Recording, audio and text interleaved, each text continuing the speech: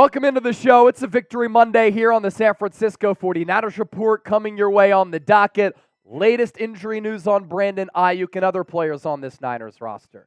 We have some Niners-Rams takeaways. I want to talk Nick Bosa, Christian McCaffrey, Brock Purdy, and a whole lot more. And as part of that conversation, are there usage concerns with Christian McCaffrey after he played 100% of the snaps in Sunday's win against the Rams? First, though, want to thank everybody for the love and the continued support here on the 49ers Report. Our Rams Watch Party, one of the most successful shows that we've ever done in the history of the channel, 140,000 views, $2,700 in Super Chats. We picked up 1,600 new subscribers, and now we're closing in on 90,000 subs, so make sure you hit that sub button for shows every day on the Niners. Let's begin here with the latest around Brandon Aiyuk. There's an update from Kyle Shanahan, an update from a reporter out there.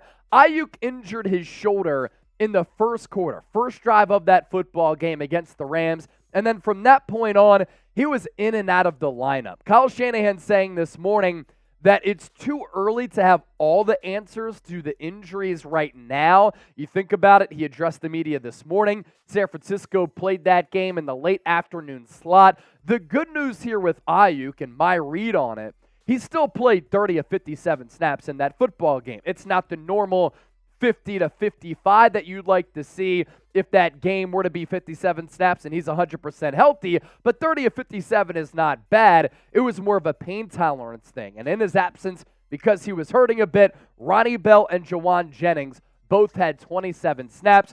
The issue here for San Francisco is that they have a quick turnaround. Thursday night football, home opener at Levi's Stadium, and Aiyuk, after playing yesterday, might be a little bit sore over the next couple of days. And let's be real, you're going up against a New York Giants team that can't hold the Niners' jockstrap. The talent gap is so great, so can you afford, with Saquon Barkley set to be out for New York, 3 weeks with an ankle injury, to also sit one of your premier players in Brandon Aiyuk?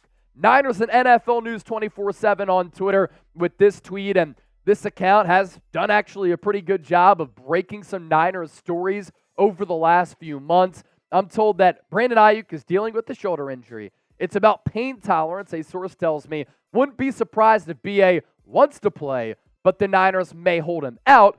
Brandon Aiyuk may miss Thursday Night Football against the Giants. So far this year, Aiyuk has been awesome. And every year that he's been in the NFL, year 1, year 2, year 3, he's gotten better. And in year 4, looks to be even better than he was last year. And that all started in training camp when he was San Francisco's #1 player on the roster.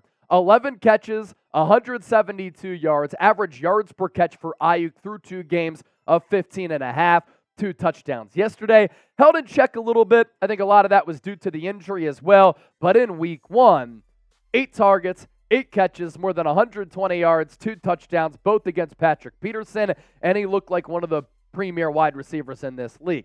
Outside of Brandon Aiyuk, more injury news for the Niners here. Deommodore Lenoir dealing with a head injury. We know that he came back and had that interception of Matthew Stafford, which really sealed the ball game for San Francisco. And then Ambry Thomas only played about 14 snaps. He has a right knee injury. A lot of people have been asking me about Deebo Samuel. Left the game a little bit, was kind of holding his back rib area. Nothing new on that front. We'll continue to monitor that situation. Niner gang, you got to be pumped up with how this team has began this season. And if you're excited about another beatdown of the Los Angeles Rams, I need you to hit that thumbs up icon and like the video. That's 12 straight regular season dubs for the Niners. Second best mark in franchise history. That's 9 straight regular season wins against the Rams as well. My main takeaway from the Niners' Week 2 win over the Los Angeles Rams, San Francisco kind of played their C game, and they still won pretty convincingly. We are live here for the watch party right here on the show, and not a lot of people seem to be too worried in the comment section. I wasn't either, because I thought San Francisco was the far more talented team, and the only thing that was going to allow the Rams to come back was some type of epic comeback. But San Francisco's defense, credit to Steve Wilks, made some great adjustments in that second half. Only gave up 6 points to the Rams in the first half. The Rams were very patient, and I thought the Niners were trying to feel out what they wanted to do. In the second half, though, I thought the Niners' overall depth And I thought their overall talent really won out against a team in the Rams that I do expect to be a little bit better than what a lot of people anticipated. But they're not on the Niners level, and throughout the course of a 60-minute ball game, we saw that yesterday. Also, what's impressive is that San Francisco put up 30 points once again, and Brock Purdy played arguably his worst game as a pro. He missed 3 deep balls that would have been touchdowns and would have blown the game wide open. He missed Brandon Aiyuk. He missed Deebo Samuel. He missed Jauan Jennings. Now, on the day, he was pretty efficient. 17 of 25, 206 yards, average yards per completion of 8.2.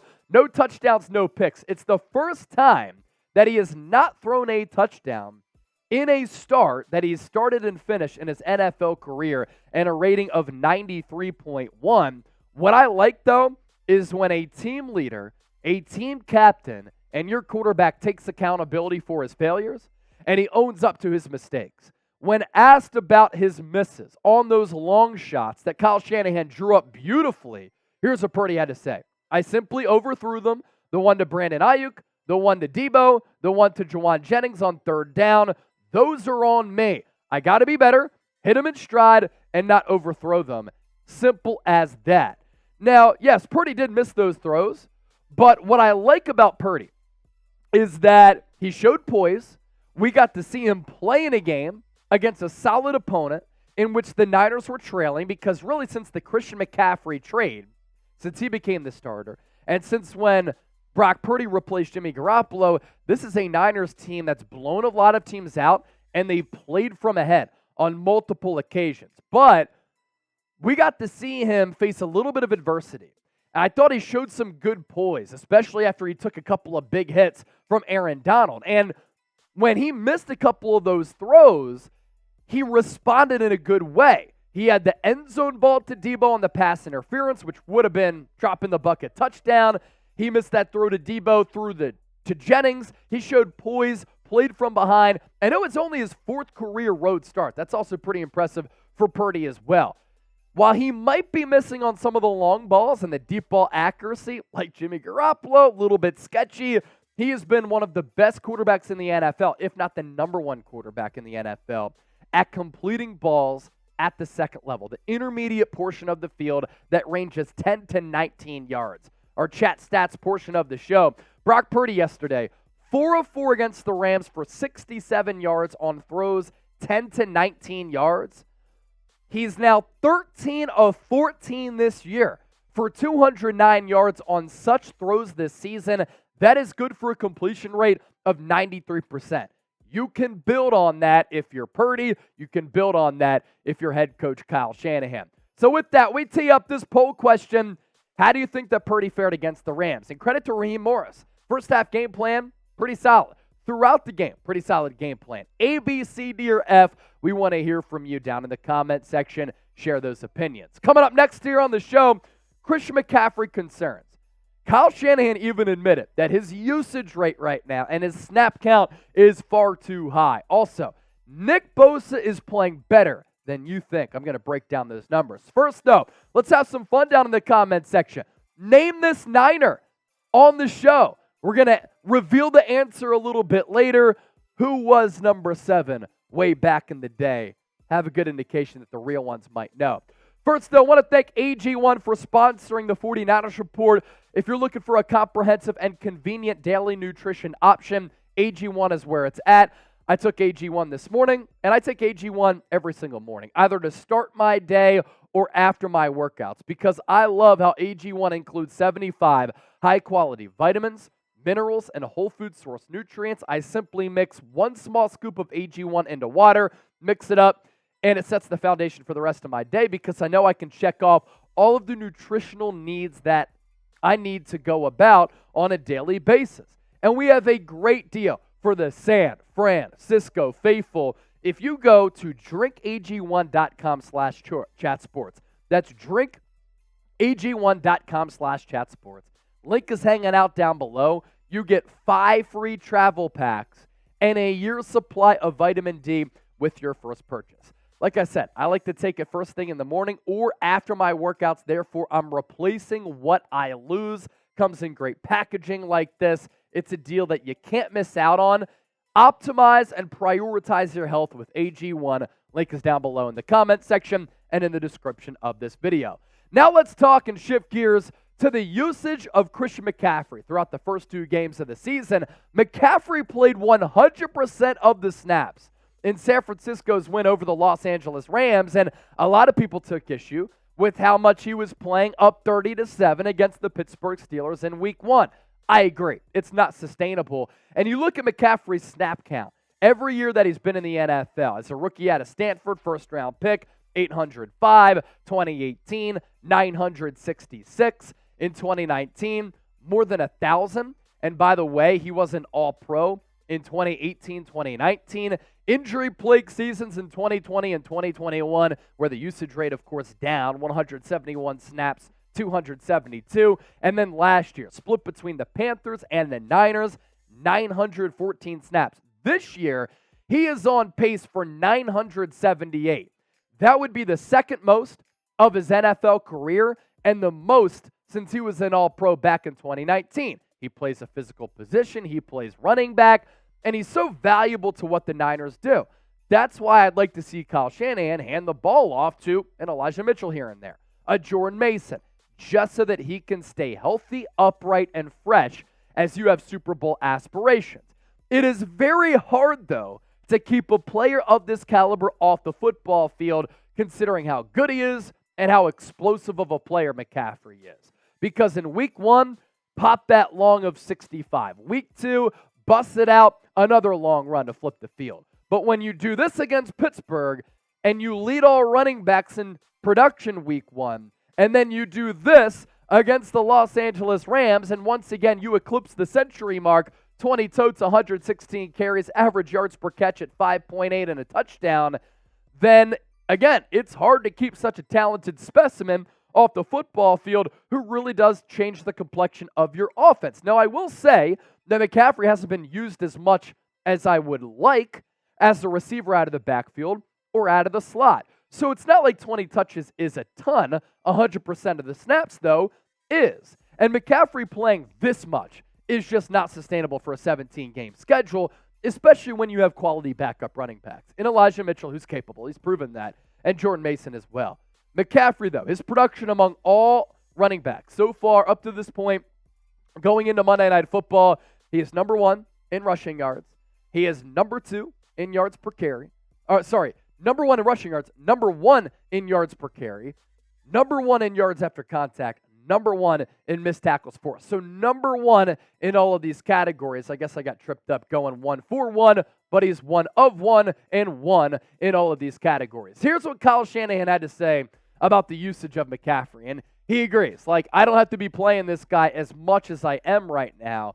Quote, yeah, we definitely got to get Elijah in there more and do better with our rotation than we did yesterday. That was not the plan going in. It just ended up that way. I got to make sure that doesn't happen.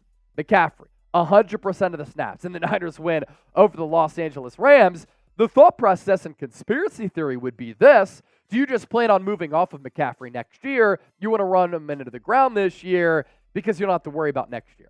I hope that's not the case, because this guy, I believe, is a rare breed and a rare talent where, because he is so versatile in running it and catching it, he can last a little bit longer than traditional running backs. Let's talk about Nick Bosa here. Overreaction Monday. A bunch of Niner fans are saying Nick Bosa got the bag. He became the highest paid non-quarterback in the history of the NFL. He's mailed it in. No sacks throughout the first 2 games. Where is he? He got all that money and now he's flaking on us? That's an overreaction. Nick Bosa has been dominant the first 2 games of the schedule against Pittsburgh and against the Los Angeles Rams. You can make your impact felt beyond just sacks. Wins and losses aren't everything for a pitcher. I more so look at ERA. Sacks aren't everything for an edge rusher. Sometimes it's about the destruction that you cause. And Nick Bosa, week 1, week 2, has tallied a bunch of quarterback pressures. And check out his pass rush win rate. Number 1 among all defenders in the NFL at 29.7. Ahead of Dexter Lawrence and ahead of Michael Parsons, who everybody right now is calling the best defensive player in the game. Nick Bosa said, hold my beer. As for the Niners' defensive line pressures against the Los Angeles Rams, he had 5 of them. He really caused a lot of destruction on that fourth down stop that kind of got credited to Isaiah Oliver, who is playing better football, by the way, but it was Bosa who blew that play up, set the edge, and made the stop. Javon Hargrave, good news, with 5 pressures. Javon Kinlaw, how about that? 4 pressures for Kinlaw. He's finally doing something. And then Drake Jackson with another solid performance, 3 quarterback pressures. The Rams' offensive line, better than it was last year. Niners didn't really disrupt the game as far as sack totals, but as far as their defensive lineman pressures, Nick Bosa was once again really good. And his Pro Football Focus grade, the highest among all defenders on the field for San Francisco. A 93 overall Pro Football Focus grade. Again, props to Javon Kinlaw, 83.8. Fred Warner, 74.7. Deshaun Gibson at 71.9. And then Drake Jackson at 71.5. I also have to give props to the Niners offensive line. Going into the game, I thought that their pass protection going up against a guy like Aaron Donald and the Rams attack after they were awful, giving up 14 pressures against the Steelers, 5 of them to TJ Watt, was a lot better. Spencer Burford, there's this tweet out there that he had a 0 Pro Football Focus grade. He was better in week 2 than he was in week 1. 3 pressures given up. Colton McKivitz, after surrendering those 5 quarterback pressures to TJ Watt, so much better. And what did I tell you? The Rams were going to put Aaron Donald at defensive end. They tried that a bit. Jake Brendel, 1 pressure. And then Trent Williams, Aaron Banks, both with a clean sheet against the Los Angeles Rams. Aaron Banks is one of 4 guards in the NFL right now to give up 0 pressures throughout the first 2 games. Christian McCaffrey saying after the game he believes that Banks is a very special player. The year 1 to year 2 leap last year was really good, and this year he's off to an all-pro start. So a little bit earlier, I challenged you, name this Niner. Who is it? Man, remember back in the early 2000s, outside of Jeff Garcia, when the Niners could not find a quality quarterback? Ken Dorsey was one of them. At Miami, really good player.